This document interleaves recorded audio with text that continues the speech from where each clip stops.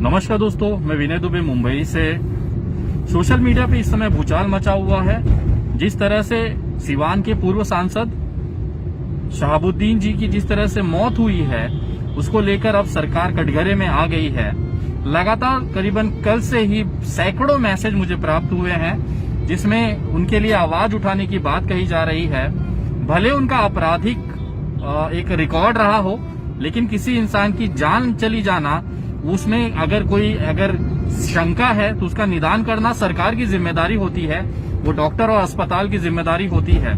जिस तरह से अभी कोरोना रिपोर्ट उनकी नेगेटिव आई है, उसके बावजूद वहां की जो पुलिस है वो उनको दिल्ली में ही दफनाने के लिए फोर्स कर रही है शहाबुद्दीन जी के परिवार को।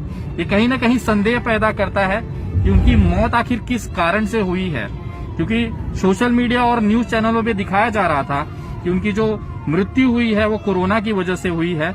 लेकिन आज मुझे उनके दिल्ली से कुछ मेरे पत्रकार बंधु हैं जिन्होंने मैसेज किया कि उनकी कोरोना की रिपोर्ट नेगेटिव आई है।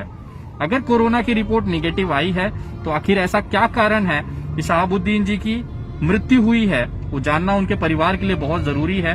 अभी थोड़ी देर पहले पता चला है कि उनका पोस्टमार्टम किया जा रहा है। उनके जो लड़के हैं ओसामा जी के दबाव में, उनके रिक्वेस्ट में सरकार ने वीडियोग्राफी भी की जा रही है। लेकिन ये देश को जानना जरूरी है कि आखिर वो उनकी मृत्यु किस तरह से हुई है।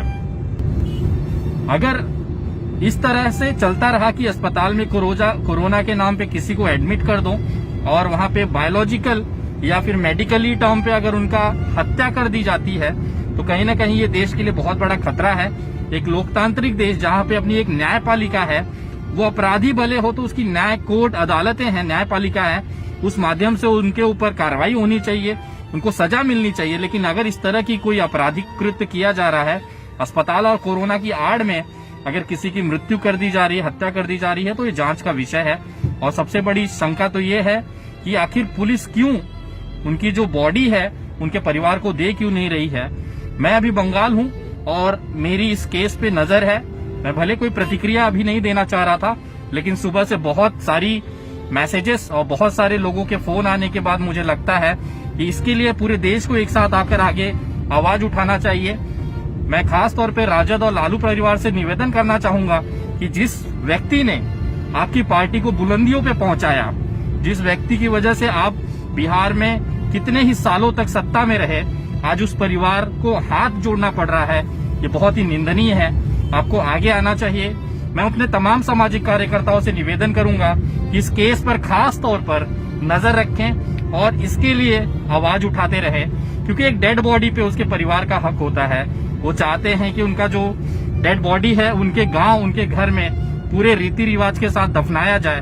तो मुझे नहीं लगता कि भारत में ऐसा कोई नियम है जो इसे रोक सकता है। एक मुद्दा ये भी था कि कोरोना की वजह से डेड बॉडी नहीं जा सकती, तो वो मसला भी अब खत्म हो चुका है कि उनकी जो कोरोना रिपोर्ट है वो नेगेटिव है। तो अब मुझे समझ में नहीं आ रहा कि वहाँ की जो प्रशासन, अस्पताल प्रशासन और पुलिस प्रशासन आखिर छुपाना क्या चाह रहा है।